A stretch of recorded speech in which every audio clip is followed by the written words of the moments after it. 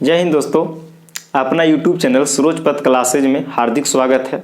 आइए आज हम लोग NCERT का एक नया चैप्टर शुरू करते हैं। इसके पहले मैंने 2 चैप्टर पढ़ाया हूं, एक वास्तविक संख्या, एक बहुपद के बारे में। अगर आप उसे नहीं पढ़े हैं तो पहले उसको आप पढ़ सकते हैं या बाद में भी देख सकते हैं। लेकिन आज हम स्टूडेंट का डिमांड था कि त्रिकोणमिति शुरू किया जाए, इसलिए हम लोग त्रिकोणमिति आज से स्टार्ट कर दिए हैं। तो चलिए एक नया चैप्टर त्रिकोणमिति में हम लोग उसको त्रिकोणमिति से हम लोग है ना इंट्रोडक्शन करवाएंगे आप लोग को, और इसको से हम लोग आगे देखते रहेंगे। तो NCERT का जो त्रिकोणमिति का जो परिचय है, लगभग NCERT का पार्ट 7-8 होगा, 8 है ना जी, लेसन 8 होगा। इसमें हम लोग को त्रिकोणमिति का परिचय चैप्टर का नाम है, तो इसी पे आज हम लोग चर्चा करेंगे, ठीक है। और आप वीडियो में बने रहें, है ना जी। आपको यहाँ से बहुत अच्छे अच्छे कंटेंट दिए जाएंगे, एकदम बेसिक से लेकर हाई लेवल तक पढ़ाया जाएगा। इसलिए आप लोग वीडियो को थोड़ा सा शुरू से अंत तक जरूर देखें। तो चलिए हम यहाँ पे इसको डिस्कस करते हैं, क्या इसका इंट्रोडक्शन करवाते हैं। आज हम लोग करते हैं किसको से, त्रिकोणमिति से।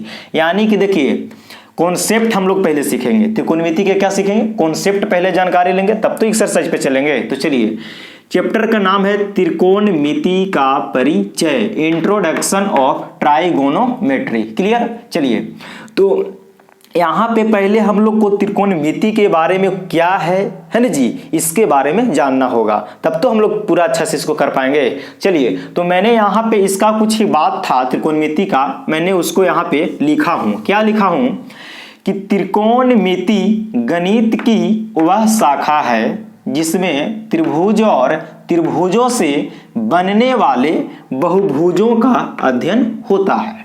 देखिए जी, त्रिकोणमिति में है ना, त्रिकोणमिति में क्या है तो गणित की एक शाखा है। कौन तो त्रिकोणमिति, है ना जी, जिसमें त्रिभुज और त्रिभुजों से बनने वाले, जिसमें त्रिभुज और त्रिभुजों से बनने वाले बहुभुजों का अध्ययन किया जाता है या होता है। तो चलिए तो समझ गए कि जब भी हम लोग को त्रिकोणमिति में पढ़ना है तो त्रिभुज से रिलेटेड पढ़ना है। यहां तक तो क्लियर हो गया। आगे बढ़ पढ़ते हैं। अब यहाँ पे हमने क्या किया है कि त्रिकोणमिति को परिभाषित किया है। किस तरीका से किया है तो उसको हम लोग ध्यान से देखेंगे, है ना जी। त्रिकोणमिति देखिए मैंने इसको अलग अलग खंड कर दिया हूं, त्रिकोणमिति को 3 भागों में बांटा हूं त्रिकोणमिति के। देखिए त्रिकोणमिति, त्रिकोणमिति तो त्रि है एक अलग शब्द है, कोण एक अलग शब्द हो जा रहा है, और मिति यानी कि 3 है ना जी, 3 को यहां पे शब्द मैंने अलग अलग लिखे हैं, ठीक है। त्रि, कोण और फिर मिति। तो त्रि को अंग्रेजी में ट्राई बोलेंगे, है ना, कोण को गोनो कहा जाता है और मिति को मिट्री। जैसे कि यहाँ पे त्रिकोणमिति लिखा गया पूरा एक साथ यहाँ पे, इसी को मैंने अलग अलग तोड़ के लिखा हूं, खंड कर दिया हूं। तो बोलिए ट्राई का मतलब कितना होता है, 3। ट्राई का मतलब 3, है ना जी। गोनो से मतलब होता है एंगल, गोनो का मतलब क्या होता है एंगल, कोण जिसको हिंदी में कहते हैं। मिट्री यानी कि मिति, जिसको अंग्रेजी में मीजर कहेंगे। क्या कहेंगे, मीजर। मीजर का मतलब होता है मिति यानी मापना, क्या मापना होता है। क्लियर। तो यहां पे मैंने फिर यहां पे इसको लिखा कि 3 कोणों का माप, 3 कोणों का माप त्रिकोणमिति कहलाता है। बोलिए त्रिकोणमिति किसे कहेंगे बच्चों, तो 3 कोणों का माप, यहां पे लिखा हूं ना कि 3 कोणों का माप त्रिकोणमिति कहलाता है। नहीं जी, यानी कि ट्राई का मतलब 3 और 3 का मतलब 3 हो गया, ठीक है। और गोनों से बना एंगल यानी कि कोण हो गया। मीट्री से होता है मेजरमेंट, जिसको मापते हैं, मिति कहते हैं। यानी कि 3 कोणों का माप, 3 कोणों का माप त्रिकोणमिति कहलाता है। इसको तो परिभाषा समझ गए कि जब भी पढ़ना आता हम लोग को क्या जी, तो 3 कोण में ही, और 3 कोण किस में होंगे तो ट्रायंगल में होंगे, त्रिभुज में होंगे। तो मैंने यहाँ पे लिखा हूं नोट में करके कि क्लास हम लोग जब 10th में है ना जी, तो क्लास 10th का जो लेवल है पूछने का, उसी को हम लोग समझेंगे। 11th वाले थोड़ी ना इसमें हम लोग जो ऐड करेंगे। यानी कि क्लास 10th के लेवल में लिखे हैं कि क्लास 10th में कक्षा 10 में केवल समकोण त्रिभुज के बारे में पढ़ना है। हम लोग को किसके त्रिभुज के बारे में पढ़ना है, तो केवल समकोण त्रिभुज के बारे में ही पढ़ना है। तो समकोण त्रिभुज किसे कहते हैं, तो जिस त्रिभुज का एक कोण 90 डिग्री हो जाए, 90 डिग्री हो जाए, उसको हम लोग समकोण त्रिभुज कहते हैं। क्लियर। तो चलिए यहां तक हम लोगों ने नोट किया, आप लोग कॉपी और पेन निकाल के आराम से ही बैठे और उसके बाद आप लोग को भी इतना नोट करना है। तो त्रिकोणमिति का अर्थ हो गया कि 3 कोणों का माप त्रिकोणमिति कहलाता है और 3 कोण केवल त्रिभुज में होते हैं। तो चलिए इतना आप लोग नोट कर लीजिए और इसके बाद हम अगले टॉपिक पर बात करते हैं। तो उम्मीद करते हैं कि आप लोग इसको नोट कर लीजिएगा। अब हम आगे टॉपिक थोड़ा सा देखते हैं यहां से, ठीक है। चलिए तो हम लोग कुछ एक टॉपिक को समझते हैं, ठीक है। यहां पे मैं एक पॉइंट देके लिखा हूं कोण। क्या जी? कोण। कोण है ना, कोण, जिसको अंग्रेजी में क्या बोलते हैं? एंगल कहते हैं। क्या कहते हैं? एंगल। तो हम लोग देखिए त्रिभुज जब बनाइएगा तो उसमें कितने कोण होंगे? तो 3 कोण होंगे। कितने? 3 कोण होंगे। तो कोण को जो हम लोग दर्शाते हैं, देखिए मैंने यहां पे लिखा हूं कि कोण को दर्शाने के लिए यानी कि त्रिभुज में कोण को दर्शाने के लिए क्या क्या चीज से हम लोग दर्शा सकते हैं उसको मैंने यहां पे नाम लिखा हूं। क्या क्या दर्शा सकते हैं, क्या क्या चीज से दर्शा सकते हैं? तो ऐसे जो सिंबल होते हैं, ऐसे यहां पे देख रहे हैं ना, ऐसे जो सिंबल होते हैं इसको हम लोग थीटा पढ़ते हैं। क्या? थीटा पढ़ेंगे। इसको क्या पढ़ेंगे? थीटा पढ़ेंगे। ऐसे रहेगा जो सिंबल इसको हम लोग फाई पढ़ेंगे। क्या पढ़ेंगे? फाई। ऐसे जो सिंबल रहेगा इसको हम लोग अल्फा के नाम से जानेंगे। क्या? अल्फा के नाम से। ऐसे जो सिंबल रहेगा, चिन्ह रहेगा, उसको हम लोग बीटा कहेंगे और ऐसे जो सिंबल रहेगा इसको हम लोग गामा कहेंगे। यानी कि त्रिभुज के कोण को दर्शाने के लिए इन सब चीजों से हम एक कोण को दर्शा सकते हैं। Theta, phi, alpha, beta, gamma, मतलब और भी हो सकते हैं लेकिन अभी जनरली हम लोग इतना चीज से दिखा सकते हैं। किसको? तो कोण को दर्शाने के लिए। क्लियर? चलिए तो अब लोग हम यहां से 2 ट्रायंगल बनाए हैं, 2 त्रिभुज बनाए हैं और इस त्रिभुज से हम कुछ यहां बेसिक को जानकारी लेंगे। शायद आप लोग को जानकारी होगा, अच्छी बात है, नहीं होगा तो हम लोग जानेंगे। यहां पे मैंने एक समकोण त्रिभुज लिया हूं ABC। यहां पे क्या? तो 90 डिग्री मैंने बना दिया। PQR एक दूसरा त्रिभुज लिया हूं, यहां पे भी मैंने 90 डिग्री दर्शा दिया हूं। तो यहां पे इस दोनों कैसे त्रिभुज हैं? तो समकोण त्रिभुज हैं। कैसे? तो समकोण त्रिभुज हैं। आप लोग के एक बात याद रखना है यहां से कि 90 डिग्री के सामने वाला जो भुजा होता है तो B है यहां पे 90 डिग्री, इसमें Q है 90 डिग्री। तो B कोण जो यहां है 90 डिग्री का है। तो आप लोग को यही याद रखना है कि 90 डिग्री के सामने वाली जो भुजा यहां A और C होगा उसको हम लोग हमेशा कर्ण कहते हैं। क्या कहते हैं? कर्ण कहते हैं, जिसको हम लोग अंग्रेजी में हाइपोटेनस के नाम से जानेंगे। इसको शॉर्ट में हम लोग H बोलेंगे। हाइपोटेनस को शॉर्ट में H कहेंगे, कर्ण को H से डिनोट कर दिए। कोई दिक्कत नहीं। कौन सी भुजा? तो 90 डिग्री के सामने वाली भुजा हमेशा कर्ण होता है।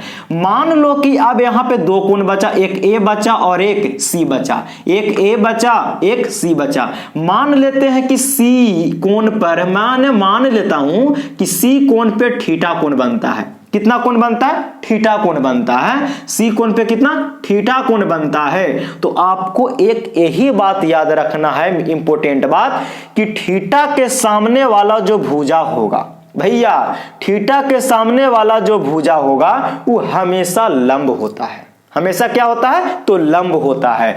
मतलब कि 90 के सामने वाला भुजा जो AC होगा वो हमेशा कर्ण होगा और जिसको आप थीटा मानिएगा तो थीटा के सामने वाली भुजा कौन होगा? बोलिए। तो बोलिएगा कि A और B। तो ये भुजा बनेगा क्या? लंब, यानी कि परपेंडिकुलर, जिसको हम लोग P से सूचित करेंगे। और जो तीसरा भुजा बचेगा यानी BC, इसको हम लोग आधार कहेंगे। क्या कहेंगे? आधार, जिसको बेस अंग्रेजी में कहते हैं और इसको B से सूचित करेंगे। क्लियर? इतना बात हो गया। अब दूसरा त्रिभुज में हम लोग समझते हैं। दूसरा त्रिभुज में समझते हैं कि यहां पे भी एक त्रिभुज PQR लिए हैं और Q पर 90 डिग्री है। तो 90 डिग्री के सामने वाला भुजा जो P और R होगा हम लोग इसको क्या हमेशा बोलते हैं? तो बोलिएगा कि कर्ण बताएं, आपकी कर्ण बोलना है। तो मैंने कर्ण लिख दिया। अच्छा, मान लो कि थीटा इस ट्रायंगल में तो थीटा C पर बना था नीचे, और मैं मान लेता हूं कि इस त्रिभुज में थीटा का कोण यहां पे बन गया, यानी ऊपरे बन गया। इसमें नीचे बनाए थे तो यहां लंब बना और इस त्रिभुज में हम यहां थीटा ले लिए। तो इस थीटा के सामने वाली जो भुजा होगा इस थीटा के सामने वाली जो भुजा होगा उसको हम लोग यहां अब इसको क्या कहेंगे, लंब कहेंगे, यानी P कहेंगे। और तीसरा भुजा जो ये बच गया इसको भाई लोग आधार कहेंगे, जिसको बेस यानी कि B से सूचित करेंगे। अब आप लोग को एक यहां से बात निश्चित तय हो गया कि 90 डिग्री के सामने वाला भुजा हमेशा कर्ण होता है, 90 डिग्री के सामने वाला भुजा हमेशा कर्ण होता है, लेकिन लंब और आधार भाई चेंज होगा। तो लंब और आधार देखिए यहां लंब बन गया, नीचे आधार बन गया। क्यों? क्योंकि थीटा के सामने वाली भुजा लंब होता है और तीसरा जो बचेगा वो आधार होता है ना जी। तो यहां पे भी देखिए थीटा जब ऊपर बन गया तो लंब हो गया नीचे और तीसरा भुजा जो बचा वो आधार बन गया। आप लोग के यहां से एक निष्कर्ष निकला कि थीटा के ऊपर निर्भर करेगा लंब, यानी कि अगर यहां पे थीटा बनेगा तो यहां लंब बनेगा, अगर ऊपर थीटा बनेगा कौन तो नीचे लंब बनेगा। यानी कि लंब और आधार दोनों चेंज होते रहते हैं, लेकिन कर्ण कभी चेंज होता नहीं है। क्लियर हो गया? चलिए तो मान लीजिए कि ये आप यहां पे लिख भी सकते हैं नोट में, क्या लिख सकते हैं कि थीटा के सामने वाली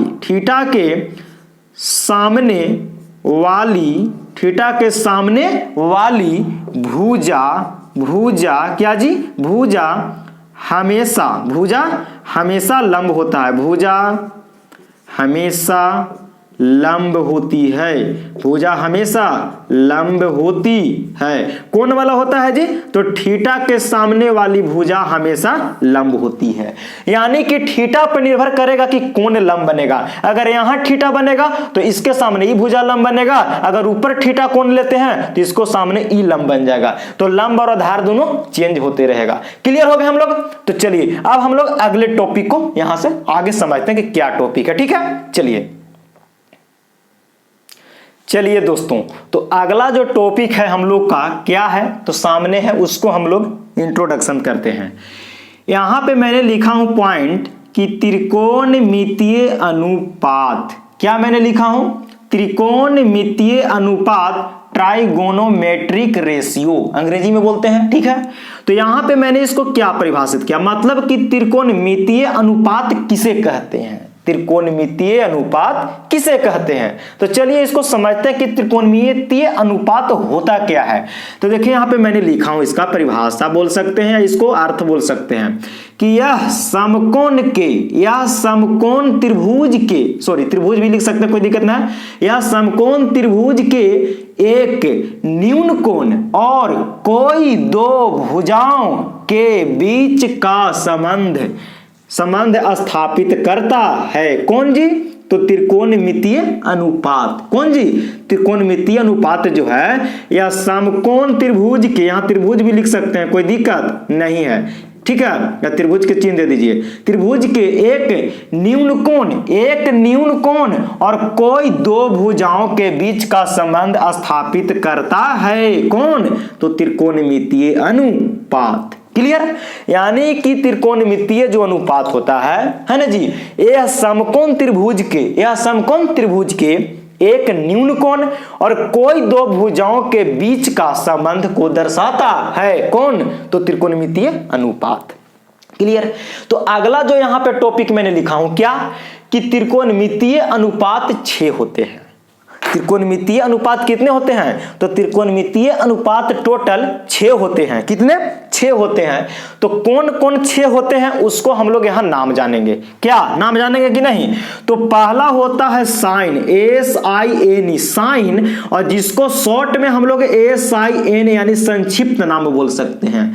SIN यह है पूरा फुल नाम और यह शॉर्ट नाम। कौन नाम? शॉर्ट नाम, यानी कि संक्षिप्त नाम कह सकते हैं। यानी कि इसको SIN के साइन ऐसे होता है और शॉर्ट नाम होता है साइन। दूसरा नंबर जो है कोसाइन, क्या?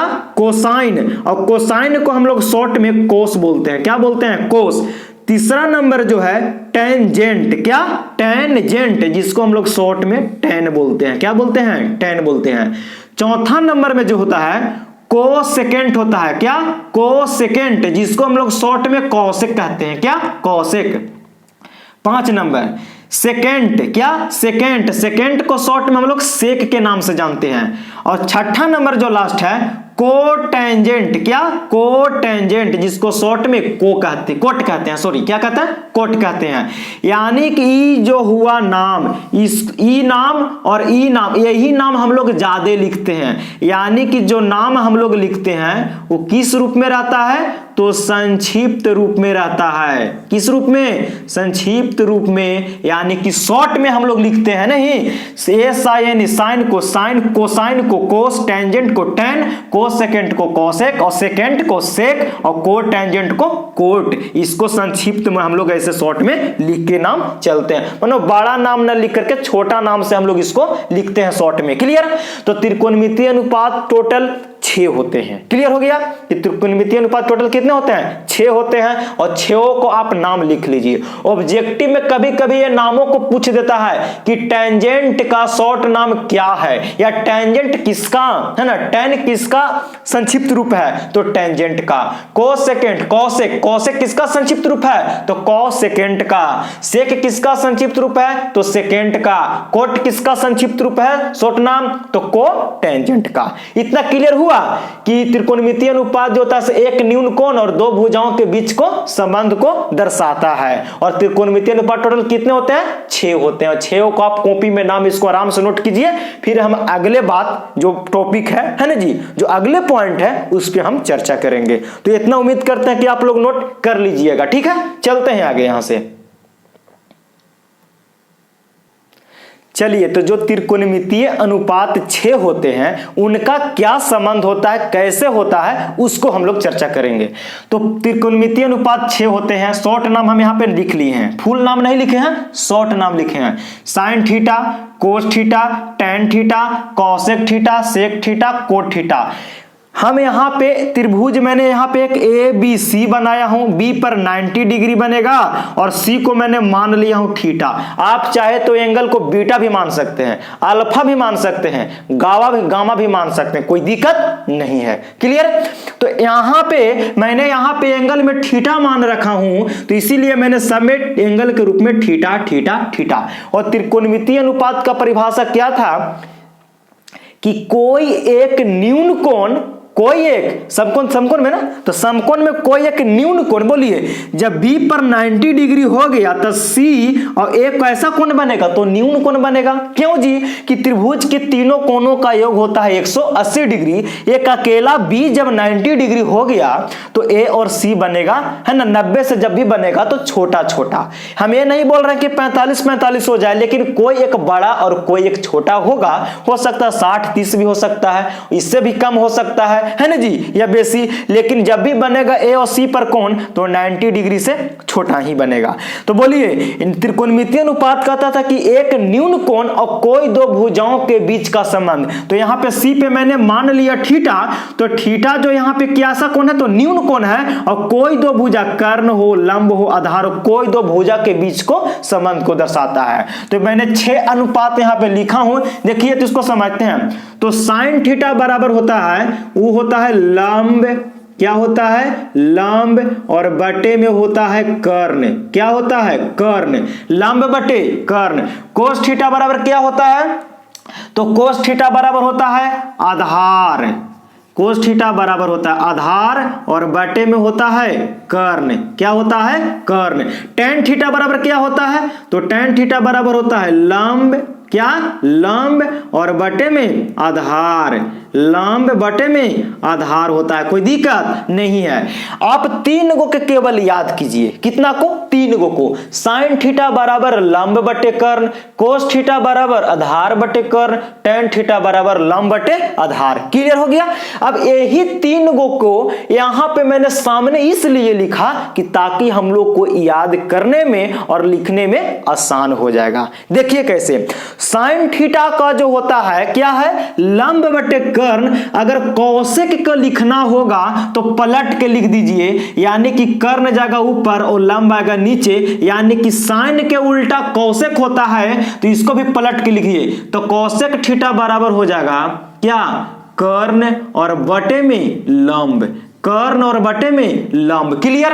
अच्छा, कोस थीटा बराबर होता है आधार बटे कर्ण, तो कोस के उल्टा सेक होता है, इसलिए इसको भी पलट के लिख देंगे, यानी कि होता कोस सेक थीटा बराबर कर्ण और बटे में नीचे आ जाएगा कौन, आधार। कौन आएगा, आधार। क्लियर हुआ। tan थीटा बराबर होता है लंब बटे आधार, tan थीटा बराबर लंब बटे आधार, तो tan के उल्टा कोट होता है। हम आपको बताएंगे कि क्यों उल्टा होता है, उसको भी बताएंगे, लेकिन इतना सीखिए, tan थीटा बराबर लंब बटे आधार, तो यहां tan के उल्टा कोट, तो इसको पलट दीजिए, आधार ऊपर और लंब नीचे। आधार आ जाएगा कहां, ऊपर, और नीचे आ जाएगा लंब, नीचे आ जाएगा लंब। ठीक है, यानी कि 3 को केवल याद करना है और 3 को अपने आप याद हो जाएगा। बोलिए मेरे साथ, साइन थीटा बराबर लंब बटे कर्ण, तो साइन के उल्टा कौशिक। ठीक, तो इसको पलट दीजिए, कर्ण जाएगा ऊपर, लंब आएगा नीचे। मैंने यहां पे लिख दिया कि नहीं लिख दिया, बोलिए। दूसरा है कोस थीटा, तो कोस थीटा बराबर आधार बटे कर्ण, और कोस के उल्टा कौन होता है, सेक, तो इसको भी पलट दीजिए, तो कर्ण चल गया ऊपर, आधार आ गया नीचे। हुआ एक नहीं याद। तीसरा है tan थीटा, tan थीटा बराबर होता है लंब बटे आधार, और tan के उल्टा कोट, इसको पलट दीजिए, आधार जाएगा ऊपर, लंब आएगा नीचे।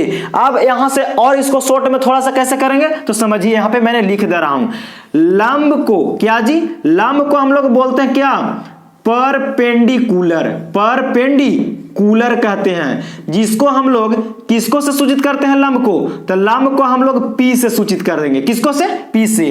यहां पे एक है कर्ण, तो कर्ण को क्या बोलते हैं, तो कर्ण को बोलते हैं हाइपोटेनस, हाइपोटेनस। तो हाइपोटेनस जो होगा उसको हम लोग शॉर्ट में किसको से सूचित करेंगे, तो H से। किसको से, H से। और एक होता है क्या, आधार, क्या, आधार, जिसको अंग्रेजी में क्या बोलते हैं, बेस कहते हैं, और जिसको हम लोग शॉर्ट में कोची से डिनोट करेंगे, B से।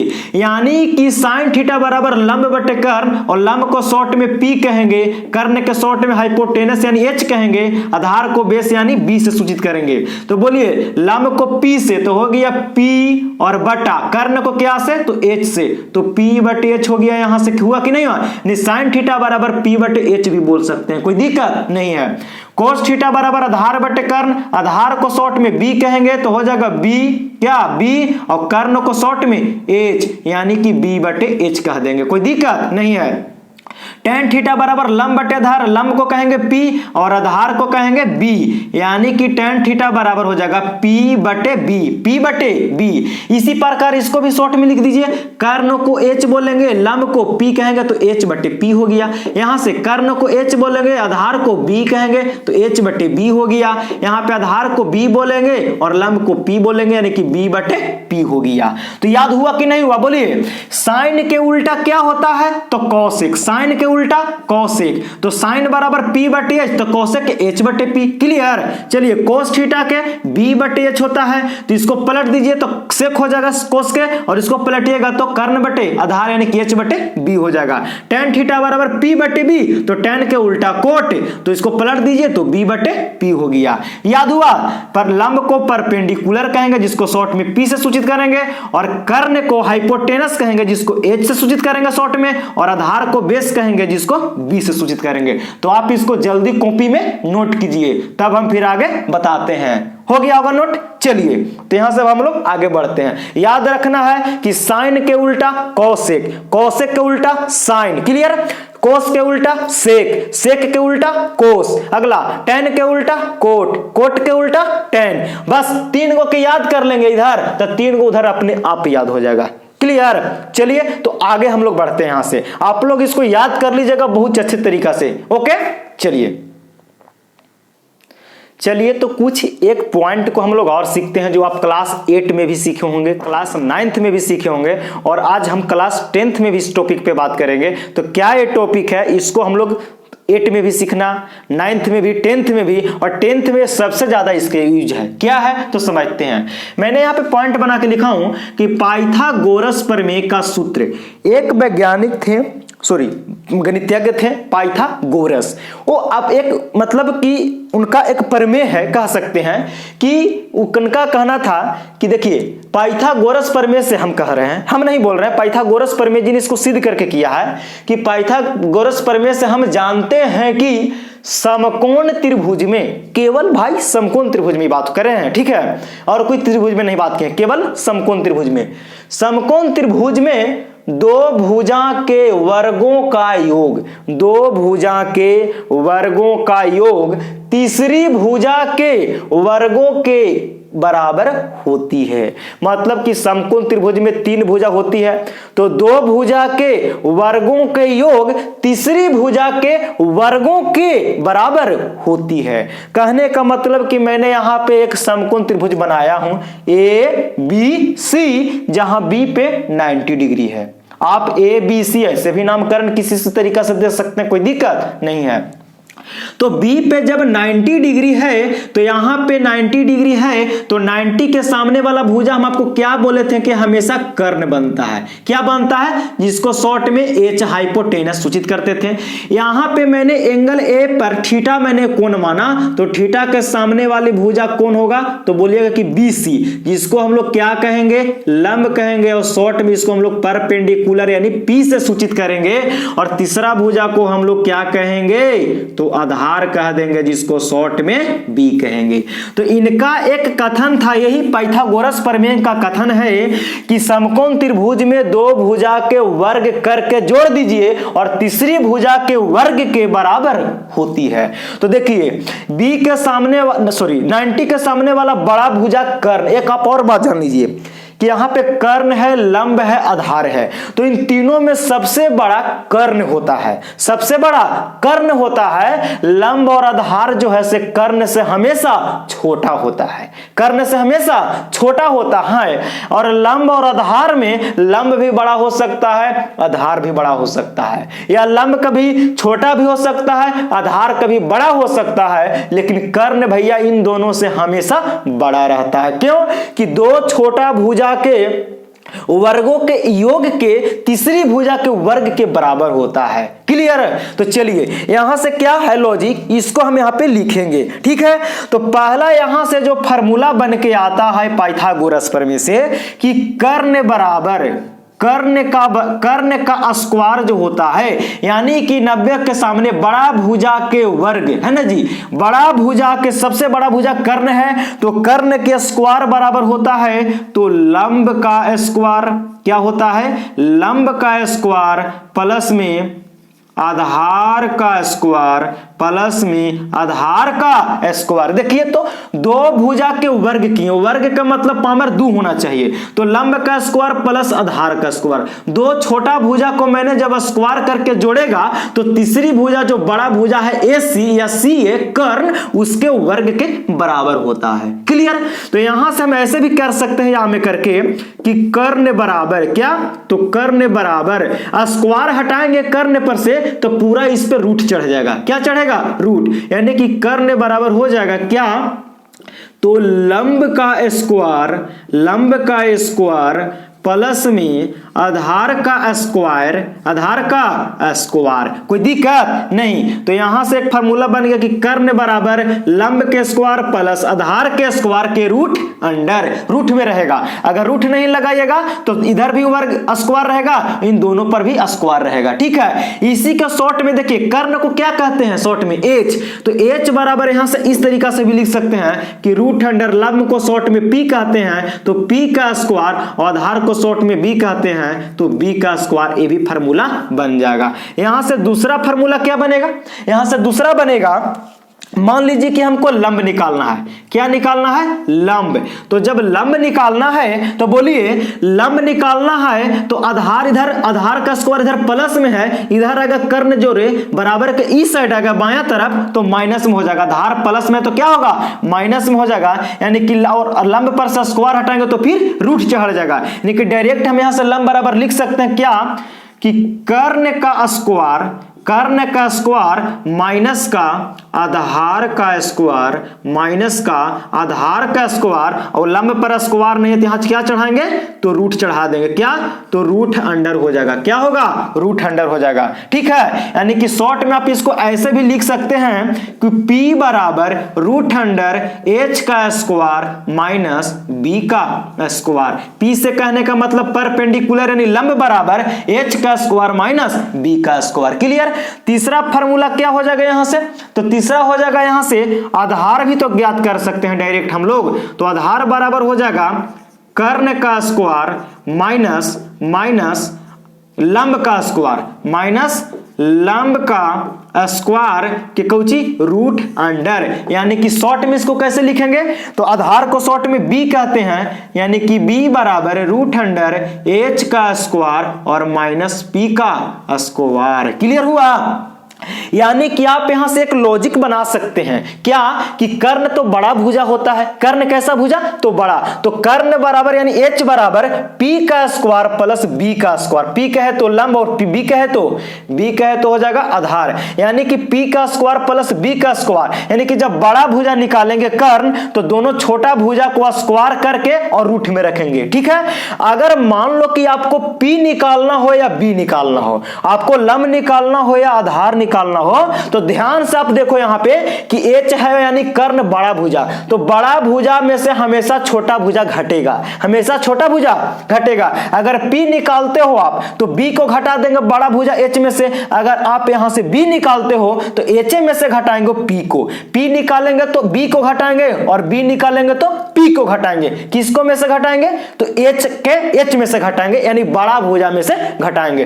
तो आप ए फार्मूला, ठीक है, एक फार्मूला यहां पे 2 और एक यहां पे 3, यानी कि इन तीनों फार्मूला को आप याद कर लीजिए। ठीक है, यानी कि कर्ण बराबर लंब के स्क्वायर प्लस आधार के स्क्वायर के रूट अंडर, लंब बराबर कर्ण के स्क्वायर माइनस आधार स्क्वायर के रूट अंडर, आधार बराबर तो कर्ण के स्क्वायर माइनस लंब के स्क्वायर के रूट अंडर। या इसको शॉर्ट में मैंने यहां पे लिख भी दिया हूं, यहां पे देख रहे हैं अंग्रेजी में, क्योंकि आधार होगा, आसान होगा याद करने में। H बराबर root under P square plus B square है ना जी, और P बराबर H square minus B square के रूट अंडर, और B बराबर H square minus P square के रूट अंडर। तो इसको आप याद कर लीजिएगा, पाइथागोरस प्रमेय का ये दिया हुआ कथन है, आप याद कर लीजिएगा, तो हम लोग को त्रिकोणमिति में ये सवाल बहुत हम लोग के हेल्प करेगा। ठीक है, तो चलिए आज तक हम लोग इस पहला चैप्टर का कॉन्सेप्ट आज हम लोग क्लियर कर लिए, और अगले वीडियो में हम लोग एक्सरसाइज पे आ जाएंगे, है ना जी। त्रिकोणमिति का एनसीईआरटी जो है उसमें हम लोग एक्सरसाइज पे आ जाएंगे 8.1 एनसीईआरटी। क्लियर। तो चलिए आप इसको नोट कर लीजिए ढंग से, और जितना भी आज हम कॉन्सेप्ट दिए या फार्मूला कह सकते हैं, इसको आप लोग ढंग से शुरू से अंतिम तक यहां तक आप याद रखिएगा, और पिछला बार याद कर लीजिएगा, और अगले वीडियो में हम लोग इसको यूज करेंगे। तो आज तक इतना ही रह देते हैं। अगर आपको चैनल अच्छा लगता है तो आप वीडियो को शेयर कीजिए, है ना जी, और सब्सक्राइब कीजिए और दोस्तों में शेयर करते रहिए। ठीक है, और इसी तरह के वीडियो आप लोग ऑल नोटिफिकेशन जरूर दबाइएगा, ताकि हम वीडियो डालेंगे तो आपको पास नोटिफिकेशन चला जाए। तो इसी तरीका से हम लोग पूरा त्रिकोणमिति अच्छा से हल करेंगे, और इसको यहीं तक आज रोकते हैं वीडियो को। जय हिंद, अगले वीडियो में मिलते हैं फिर।